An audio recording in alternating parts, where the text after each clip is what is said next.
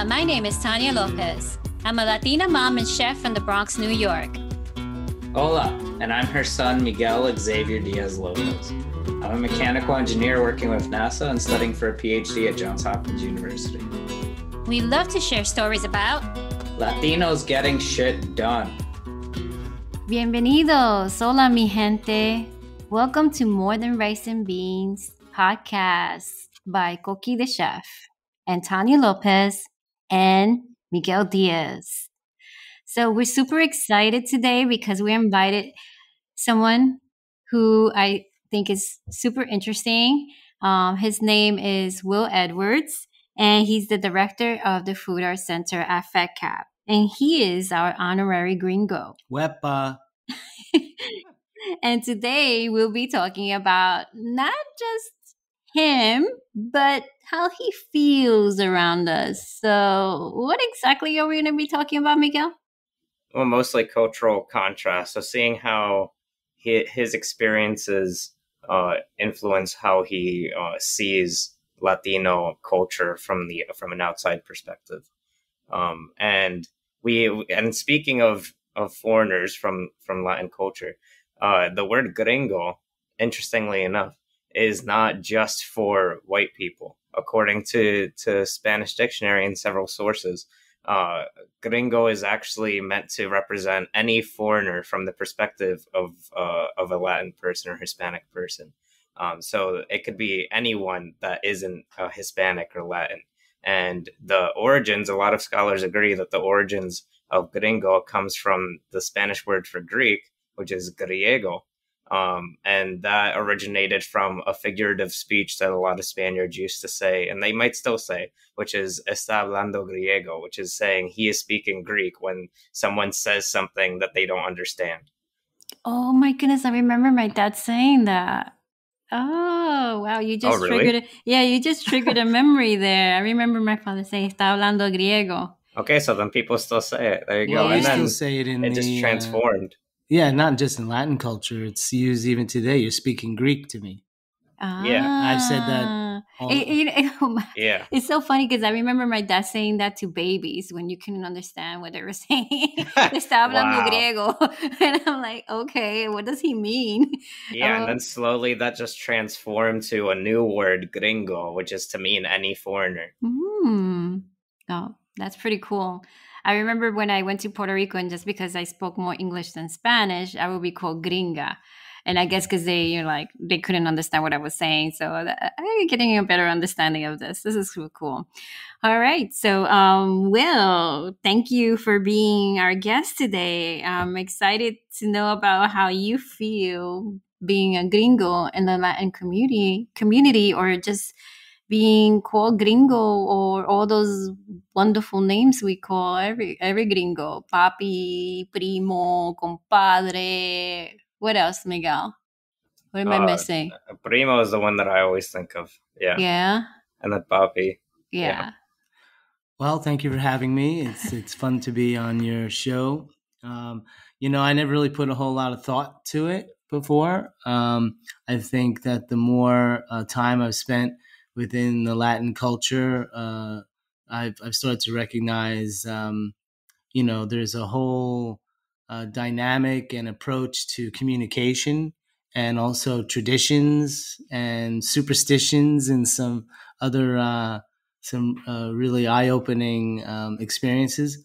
I had a very limited experience growing up. I grew up in New York City. Of course, I knew Spanish people, and I went to school with Spanish people. We called them Spanish people. We didn't call them Latin people. Mm-hmm. But I really had my first baptism, if you want to call it, by working with a Mexican family in California for nearly 8 years. And they didn't speak a lot of English. And so they happily forced me to speak Spanish to them, because their English was not so good. Neither was mine, just there.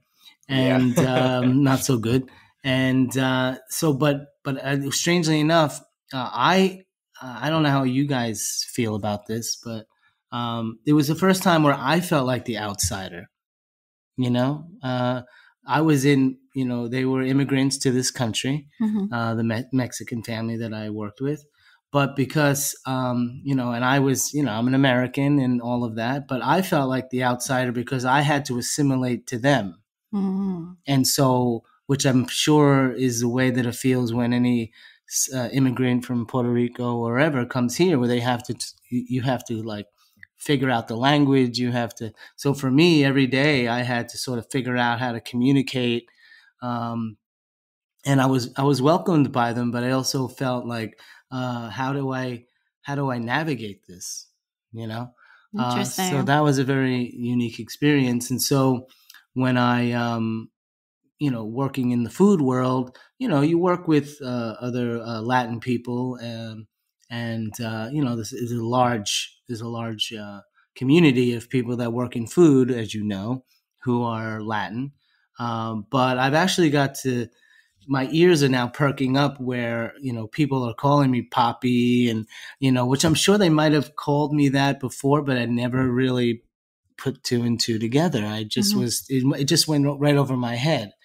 But now when people call me Poppy or any other nomenclature, concerning, who I am, I think Poppy's used, though, more generally, not just for gringos, right?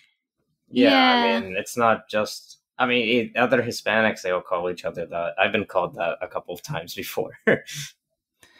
Yeah. So, then there's these interesting traditions that I've witnessed or heard, Tanya. Oh, I'm curious. You mentioned superstition. So, what Yeah. kind of superstition are you talking about that you learned from Well, from the Latino culture? I don't know if this is a tradition as much as a medical prescription. Procedure? Medical procedure process. I don't know if you need a prescription for this, but using Vicks for everything. When I grew up, when you had a chest cold, you put Vicks under your nose or on your chest to relieve the congestion. But little did I know that Vicks heals wounds. Yeah. Heals everything. It's If just you perfect. if you put it on your feet, it could also help you fall asleep. Yes, that is true. Right. I think you should put a disclaimer on the show for the people to know that all the kids out there, don't just use Vicks for anything. Please read the label. It's actually great for pimples. Okay, so let's just this. Right, I feel like it would again, leave scars or something. Right. Again, everybody, please read the label. We are not medical doctors. And then there was like, wetting a string. Oh no! This What? is How's this work? okay. And put it on your forehead or something? I told you about this, and I think that I tried it with my kids. I was a bit disappointed it didn't work. But what you do is that when a child has hiccups and is uncontrollable hiccups, just doesn't stop, you take a string from their clothes or a string from your clothes, and then you lick the string and you stick it on their forehead. And you just wait for the hiccups to like subside. Mhm. Sadly, they don't, but it's really cool. If you wait, eventually it will subside. Right. I mean, yeah, that's true. If you wait long enough, but you won't really know if it was a string, and then the string dries out and it falls off the baby's head. So you just keep on sticking it back on. That's how it works. And then eventually, you'll put it on, and it goes away coincidentally, and then it becomes a superstition. Yeah, there you go. So it does work, but you just have to wait. Right. So Miguel, not that this is my show and I should be asking you questions, but what are some other things that you might find to be unique that you didn't realize were so unique till you got out in the world concerning traditions or other superstitions, or just, I don't want to say oddities because it's culture is what it is, Mm-hmm. So anything that jumps out at you specifically? I mean, the only thing that jumps out at me that I can just think of right in this moment, because of course you're putting me on the spot, but it's okay. We put all of our guests on the spot. Yeah, well, I'm on the spot right now. It's good to get it back, I guess. The only thing that I can think of that I guess a lot of people usually find weird is the fact that we usually eat pork for Thanksgiving. A lot of people find that strange. because it's always turkey, and then people always expect me to have eaten turkey for Thanksgiving, and I'm like, no. I mean, I don't really like turkey. I usually think it's very dry, but pork is much better. But they're always like, I'm always surprised as to how much they're surprised that somebody is eating something besides turkey for Thanksgiving. Well, this gringo is very surprised. That's so out of my mind. I would never even would imagine having anything but turkey. Mm-hmm. And then the other, I guess this is more like Caribbean, is when we eat bananas with rice and beans, which is amazing. It's like the best combination in the world, but everyone who hasn't tried it just automatically thinks it's the most disgusting thing. Well, actually, it's interesting you brought that up because I've now at my job, I would say the majority of the people that I work with are Latin, and my lead chef instructor is a Latin gentleman, and I do work with Tania. She uses our kitchen for her classes and programs, and I've really been able to get a lot more insight into different types of Latin food. Not your tradition. I know the show's called, rice and beans, not just rice and beans, but more than I'm sorry, yeah, because there is more. There is a lot more, and there's banana. You put banana in everything. It's amazing. No, but even I think there's something called momfongo or something. Is that how you say? Yeah, that's the other thing that I was gonna say is that a lot of people outside of our culture don't even know what plantains are to begin with. Mm-hmm. And we use that in almost like every part of our cuisine is plantains. Yeah. When I go to if I go to a Puerto Rican restaurant, or I go to any, I knew Mexican food because I lived in California and was, aware of it. But now that I have a much deeper respect and understanding of what I can speak to Puerto Rican food or Dominican food, and since I work in food for a living, I'm like really interested in all the flavors and the spices and the overall approach. What's the name of that? Dish that's like lasagna, but Pastelón. Pastelón. What's in that? It's a plátano maduro, which is a sweet plantain. Again, a plantain. We have ground beef, and we layer it. So it's a layered fried sweet plantain. One layer of that, just like lasagna. Then you layer it with ground beef, and then another layer of sweet plantain, fried sweet plantain. You add cheese on the top. So it's very much like a... It's like a Puerto Rican. It's a Puerto Rican lasagna. I always describe it as lasagna, except instead of the lasagna like noodles, you use plantain. So instead of the pasta, you have the layers of the maduro. Mm-hmm. Is that Maduro. Mm-hmm. So how's my Spanish? No, great. It's right. horrible. It's I know. So back to the theme of the show. I think it's I don't know if I mentioned this or not about. There are certain terminologies for other people and other races and other cultures, but being called Papi or Gringo or any of these other names, I've never ever thought of them as a negative thing ever. I sort of feel like I'm part of a community in some ways when I'm called whatever names I'm called, and it feels like I'm I'm assimilating, or people are accepting me into their culture, which is always very, very nice to have that experience. No, cool. That's good to know. All right. So I also wanted to know a little bit about how do you, how does this say this? When you're around us as a group, as a culture, where there's a lot of Latinos around you and stuff like that, I know that we can be a bit like poker face, kind of. You mean scary? I'll explain that. So I say poker face, because we can be like, we can talk with our eyes. We don't really need to talk with our mouths.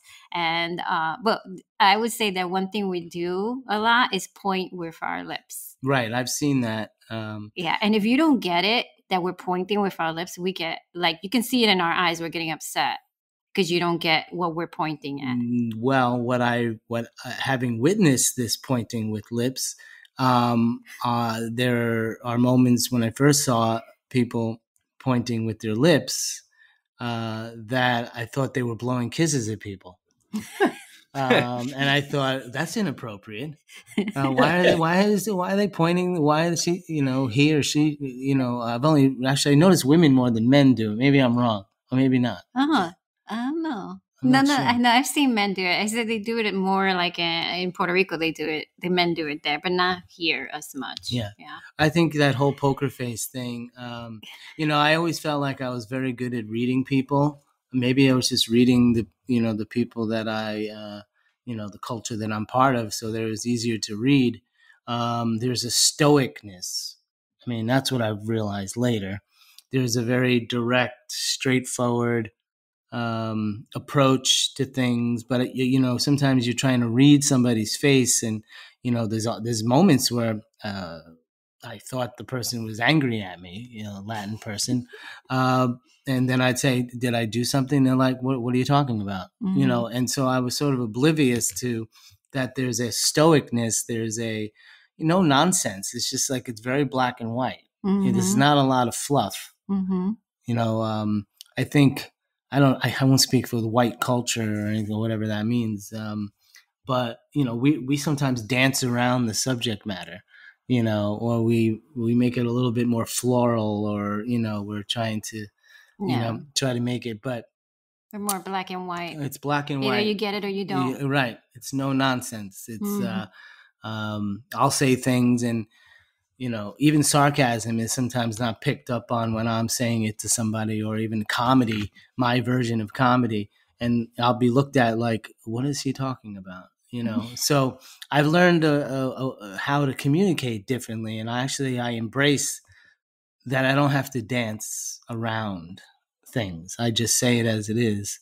When I'm speaking with Tania, or I'm speaking with, the other people that I work with. And now probably I'll do that if I ever get to visit, like Puerto Rico and other places. I have a much better understanding of how the culture communicates.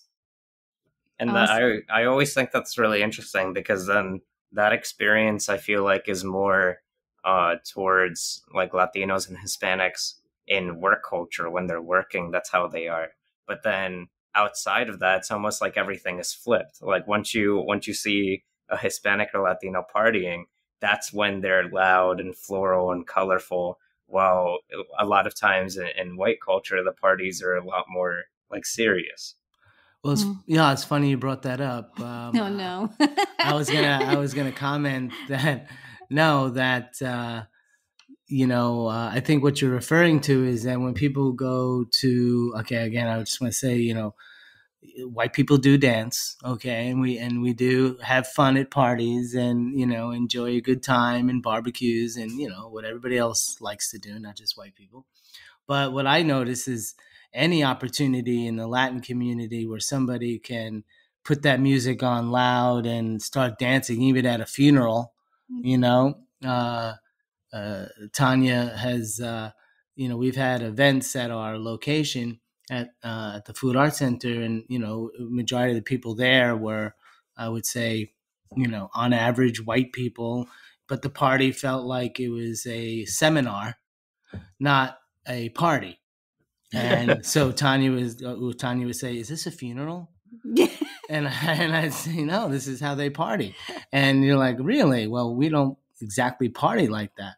And I've actually got to witness some of the parties, Puerto Rican parties or Latin parties, and it is from the moment that the party starts to the moment the party ends, it's a party, and the music and the we play instruments. We find whatever we can to make noise. The party is very enlightened with a lot of different types of music, not just salsa and Spanish music, but we put a little bit of everything. And I think it's because we're just, for us to gather around other people, it just brings out the best in us. And as a community together, we love to share that happiness and, and show it. And show it big time. And then yet when we go back, like it's the same thing with the flipping, right? When we go back to work, it's like we're very serious and focused. Yeah. I want to teach you to say something, Mr. Gringo, or Gringo Will, or Papi Will. Which one do you prefer? Gringo Will, Papi Will, or? I just don't mind. I don't mind being called anything as long as somebody calls me. Gringo, I find that to be, I don't know if this is the right word, endearing or something. I don't know. Okay. Let's stick with Gringo. Okay, Gringo. You're going to learn to say this word that Puerto Ricans say when they're super happy and proud of something. I have a feeling I know what this word is. Yeah. It's huepa, but we're going to say it slowly and then fast. Okay, so Miguel, you're going to join in? I guess. Okay. Okay. Pa. Now fast. Huepa. All right. Huepa. All right. Okay, now you're alone so everybody can hear. Huepa. All right. Very good. Did he do good? That was a lot better than the first one you did. Yeah. So. Well, practice makes perfect. And this goes to the whole thing about being welcomed and feeling part of a culture, that I didn't grow up in. And every little bit that I can learn about cultures, Latin or whichever, makes me a bigger part of the world. And, as Tanya has a very famous quote, food is your passport, right? Make food your passport. Make food your passport. That's right. So besides just food, I think culturally, language and other cultural dynamics are important to learn, because then you can become a part of the world a little bit more. All right. So thank you, Will, Gringo, for being our guest. Gracias. Very good. Very nice. Gracias. I just want to say thank you all for listening, and we're looking forward to the next podcast. Hopefully it'll be just as fun as this one. Miguel, would you like to say something to the audience? Yeah, thank you. Make sure you join us on the next episode. Yeah. Let's try to make sure we have it on time this time. Yeah. We'll get there. Yeah, we're learning. Yeah, we're learning. We're in the beginning stages, but we're definitely learning. I hope you're really enjoying our podcast, and we're looking forward to many more and hearing from you as well. So please leave us some ratings, some comments, any questions that you might have. Visit our website, coquillethechef.com/podcast or morethanriceandbeans.com. We have an Instagram too. Yeah, we have an Instagram. We have a Facebook. Please leave us comments. And we're actually looking for more guests. If you're interested in being our guest, please fill out the form on our website and join us. I mean, we want to hear your stories. We want to hear how you feel growing up in the U.S. and your struggles and your challenges and how you overcame them. Or just, you just want to talk to us and figure out, things about us as well. Okay, so that is all. Love you. Mucho amor. Mucho besos. Ciao. Bye.